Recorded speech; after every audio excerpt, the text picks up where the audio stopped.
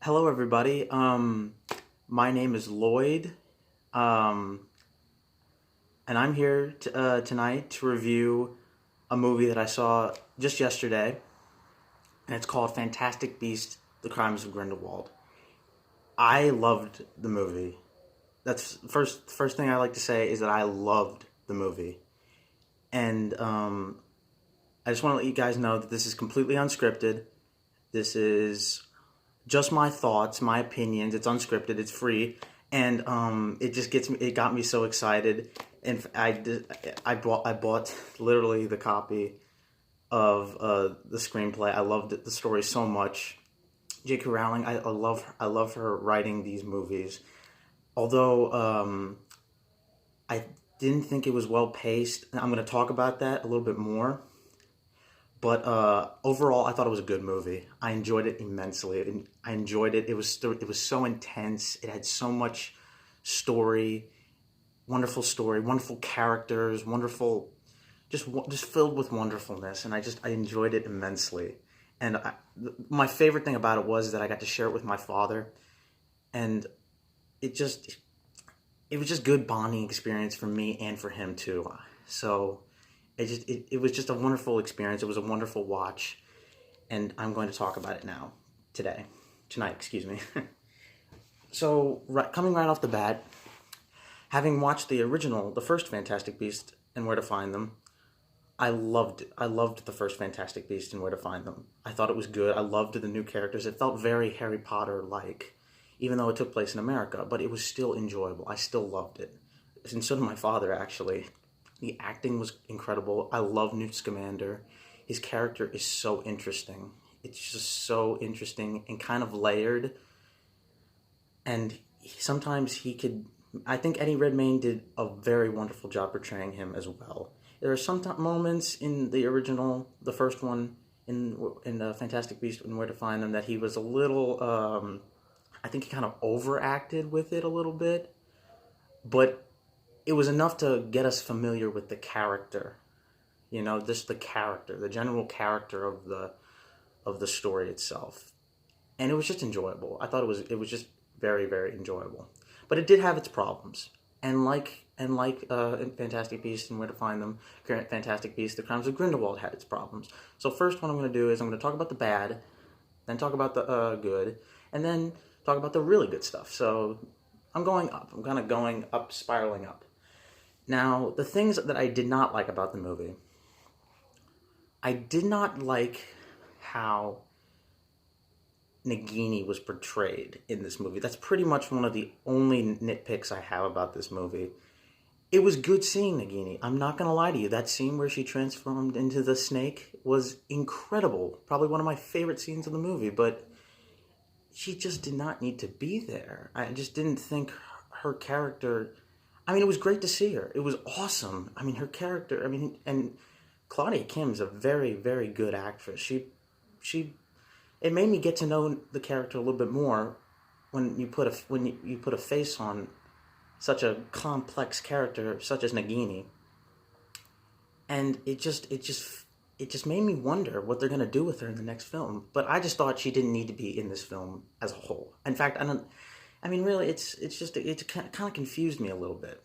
I mean, it was a little confusing why she was in this movie and why she was with Credence in particular. But it was okay. I mean, it was it's a minor nitpick. I didn't like it. I didn't like how she was put into this because she didn't really add that much to the story, honestly. But it was a little jarring to me. But other than that, I liked her. It was fine. It was just fine. It was just a minor nitpick. The other thing I did not like about the movie, and I know this has spiked a lot of controversy. Well, not controversy, but like a little speculation as to why Professor Minerva McGonagall, was in the movie, because apparently she wasn't born until like 15, 20 years later. And I didn't know that when I first watched it, but when I took a look at some other reviews by other famous YouTubers who watched the movie, they were a little confused and a little upset as well. And having found out that she wasn't born until like 20 years after the events of Crimes of Grindelwald, 20 years after the Crimes of Grindelwald, the events, it confused me. Why would she be there if she's not even born yet? But I don't know. I mean, I always figured that she was kind of the same age, not the same, but like close in age with Dumbledore.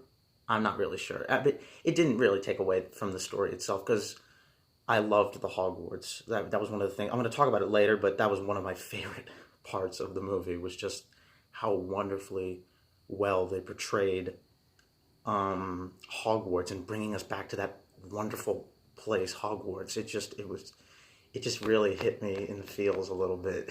I know it's kind of silly, but it was so good to see Hogwarts again. It was wonderful. But I'm going to talk more about that when I talk about the good stuff. I'm just going to clear up the stuff on the bad, which is not a lot because I did really enjoy this movie. But excuse me. But yeah, I did not like how they put Professor McGonagall in this because apparently she just wasn't here yet. But other than that, those two were really the only things I had minor nitpicks about the movie. But it was a good movie, and I can understand why people don't like the movie. I can't understand, however, I don't understand, however, why people don't like how much story there is and how much the complexity of the characters are. I personally enjoyed that. It may have seemed confusing to some people, and at some points it can be confusing. I mean, this movie was obviously another setup for the next three movies, because apparently there's going to be 5 of these, which I'm very excited about. But this one feels more like another chapter. So, of course, it's going to be a little confusing, even though I thought it was a little... I thought I can understand it pretty well from where I was sitting, but this is my first experience with the movie, so who knows what my opinion could be after seeing it a second time. But I don't know. I really don't get it. I really don't get the hate over the Crimes of Grindelwald. In my opinion, it was a wonderful sequel to a wonderful new franchise. And now I'm done with talking about the bad stuff. Now I'm going to go into the better stuff. I have to talk about Dumbledore. I have to talk about how well Jude Law played Dumbledore. And there's also some speculation on how well Jude Law portrayed Dumbledore in the movie. I honestly thought he did a wonderful job. When they first introduced Dumbledore, I immediately saw Dumbledore in Jude Law's performance, because I loved the scene where Newt just grabs Dumbledore's glove and then he apparates to the top of the British building I think it was the British Ministry building. I'm not sure. It was someplace in London. That's what I know for sure. I'm actually reading the screenplay right now, and I just got to that scene. I'm going to find out. I'm going to look at it again, what building they were on top of. I think it was St. Paul's Tower building. I don't really know. But that scene I enjoyed a lot. It was fun because we got to see the youngness of Dumbledore, and I thought it was okay. I can agree how it wasn't like the Dumbledore that we know and love from the original Harry Potter movies. I can agree on that but I can forgive it because it's a young Dumbledore, and we see probably the effect of having to face Grindelwald probably changed Dumbledore's demeanor, his character, his attitude, maybe, that we know and love, that we are familiar with in the Harry Potter movies. But I honestly liked how Jude Law portrayed Dumbledore. I thought I could see Dumbledore. At least I could see Dumbledore in Jude Law's performance. So I was very happy. Also, I was blown away by Ezra Miller's performance of Credence. I was blown away. It was so good. I mean, Ezra Miller is I think he's a very good actor. I think he's very enjoyable to watch, especially in the scenes with Nagini. And some of the scenes of this movie, it's a lot darker. The movie, The Crimes of Grindelwald, the story is a lot darker than the first one. In fact, it's almost to the point where it's probably one of the darkest Harry Potter movies ever, out there. And I liked that. Now that I'm growing up with the story and everything, I can enjoy the darkness of these movies and how beautifully portrayed they are. And that brings me on to my next point. I think David Yates did a fabulous job with the direction of the first two Fantastic Beasts movies, especially this one. I think he directed this one a lot better than the first one, because he brought back that darkness, that grimness, that the last four Harry Potters, from Order of the Phoenix to Deathly Hallows Part 2, contained. And now I can enjoy the dark, like the grimness that those last four, that the second half of the 8 Harry Potter movies entail. So I can appreciate his direction. I honestly think he understands the world in a good way. I think he's very good at portraying how the stakes are getting higher, and how people are joining alliances and just choosing sides, and just completely, like, just blown away by all the destruction that is going on, and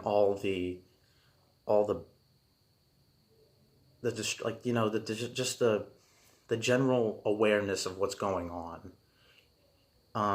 So I think David Yates did a fabulous job with the direction of this movie, and I like it a lot better than not a lot, but a little bit better than the first one. And that brings me to my next point about J.K. Rowling's screenplay. I love this. Like I said, I love the story. I love The Crimes of Grindelwald. Her writing is, I think she's a very, very talented writer. However, I kind of can understand why people don't like that she writes the screenplay, because there is a lot of story, there are a lot of characters, there is a lot of emotions, there's just a lot going on in this sequel to the original Fantastic Beasts movie. And there's just a lot more going on. There's a lot more character development, a lot more, everything's just thrown at you in this movie. It's just thrown right in your face, and they expect you to follow along, and it can be confusing, and it can be a little long-winded. This movie was very long, by the way. I found it could have been shortened a little bit. That's another little minor nitpick that I have. It was a little long, but it was enjoyable at the same time. I loved it. I cannot stress that enough, how much I loved it. And just take a moment, guys. This is my first video. I'm sorry if I'm a little inexperienced. This is just my first video. It's just I didn't even realize. I mean, I wanted to do this new thing with YouTube, and by reviewing movies that I enjoy immensely. And one of those was The Crimes of Grindelwald. In fact, I also saw Bohemian Rhapsody today, actually. So I saw Fantastic Beasts: The Crimes of Grindelwald yesterday, and today I saw Bohemian Rhapsody. So I'm very happy, and just watching those two movies back to back was just wow. It was just two wonderful movies that were very well made and very well directed. So all right, I'm getting off topic. Sorry. So I'm gonna get back into my review. So but yeah, J.K. Rowling is not the best screenwriter, but she knows how to create a wonderful story. She creates a very, very, very thought-provoking story. It does set up things to come in the next movie and in other future Fantastic Beasts movies. And I'm excited. I for one am very excited to see where it goes. I'm very interested in seeing where it goes. And the way she wrote the end, I'm kind of a little iffy. The ending I didn't necessarily hate. I thought it was interesting, but I'm not sure what she's going to do. I'm a little skeptical, actually, of what she did at the end. I'm kind of hoping that it is just a lie. That Dumbledore, and by the way, this is a spoilers movie. This is a spoiler review. So if you haven't seen the movie yet, and if you don't want to see it, you can watch it still. This is just my first movie. There's just a lot going on at the end. I'm not going to spoil the end for you guys. I think she did something a little controversial at the end, and it's going to split I think it's what really splits the Harry Potter fandom. It's interesting. It's interesting, but at the same time, it's very. I'm a little skeptical about it. Okay, so now I talked about the stuff that I thought was good. Now I'm talking about this. Now I'm going to talk about the stuff that I really really enjoyed, and I'm going to talk about the beginning. I have to talk about the opening scene of that movie. My goodness, that scene was probably the best scene of the entire movie. The Thestral chase was perfect. It was perfectly directed. It was perfectly set up. It was I was blown away. I didn't even know that Abernathy was going to be in the second one. I didn't even know he was going to switch sides. And how they tricked me into believing that was Grindelwald in the carriage. It just completely took me by surprise. It was very intense. It was a very intense scene. It was just very, very intense. And it really set up the tone of what this movie was going to be like. And that brings me on to my next point. Johnny Depp. He nailed this role. He nailed Grindelwald. He nailed it. So Gellert Grindelwald is described as being a very charismatic, persuasive person. Very, very persuasive. And my goodness, my God, he completely took me by surprise with the way he gave to this character, what he did with this character, Grindelwald. And I hate to say this, but I think Grindelwald is a much more dangerous villain than Voldemort. I'm going to be completely honest here. I think Grindelwald is just a better villain than Voldemort. I'm sorry. It's just, and you can see where he's coming from. You can just see where he's coming from. He's very, very persuasive. And I like how what they did at the beginning of the movie, how they had to literally take out his tongue to stop him from talking, so he couldn't. Like, they had to change his guard 3 times, according to the president of the United States Ministry of Magic. I like how they did that. That's very interesting. Although it actually wasn't Grindelwald whose tongue they took out. They actually took out Abernathy's tongue, so he can't talk anymore. But he's on their side. He is on their side now, and it completely blew me away. But yet, I honestly thought Depp nailed the role. He just did a fantastic job, no pun intended, of portraying Grindelwald. Okay, now the next thing I want to talk about, I have to talk about the beasts. The beasts, the new beasts brought into this movie were incredible. They were incredible. They were so fun to look at. They were so fun to see on the big screen. My two personal new favorite beasts of this movie are the Zuwu. I think that's what it's called, the Zuwu, which is the Asian beast, where it can move like 1,000 miles in just one day.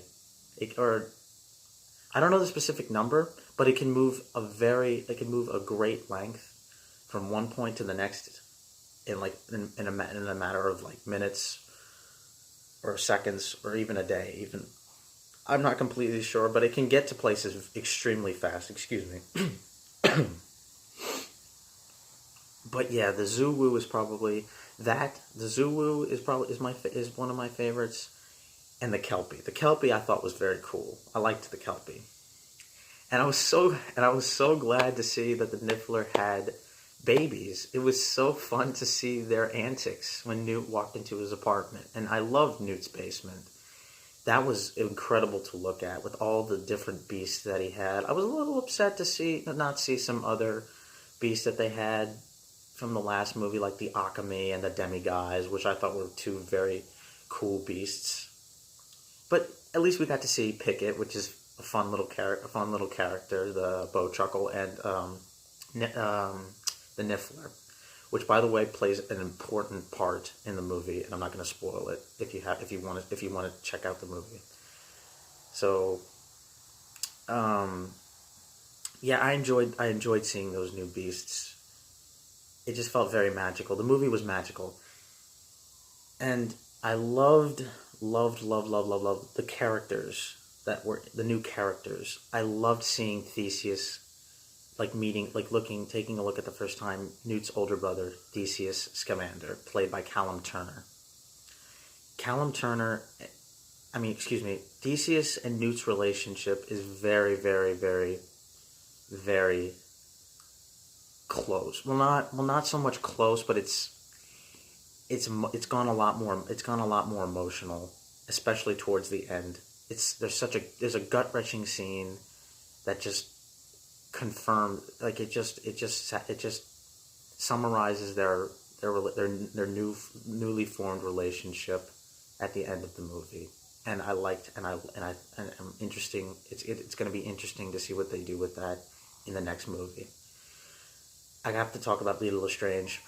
She's such a complex character and a very misunderstood character, I find. She's very misunderstood. I kind of misunderstood her from the beginning. I felt like I wasn't going to like her because I had the idea, when I saw the first Fantastic Beasts movie, I had the idea that Theseus and Lita were against Newt. I kind of had that idea in my mind. I don't know why, but they're very close. They all love each other very deeply, and Lita loves. In fact, I kind of like what they did when there was a scene where Lita turns to the two Scamanders, Newt and Theseus, and she says, "I love you," but it's not clear on who she says it to. Some say it's Newt, some say it's Theseus. I want to say it's Newt. I honestly think it's Newt that she said "I love you" to, and not Theseus. I don't know. Maybe she said that. It could be possible that she said that to both of them, but it sounded like from where I was sitting, from where it looked like she said it to just one of them, and I think it was Newt, honestly, because he was there with her right from the beginning, just right from the beginning. Like they were very close in Hogwarts, and that brings me to my next point: how they portrayed Hogwarts. When they played that old theme that John Williams composed from the first three movies, it felt so good to see that again. They portrayed it beautifully.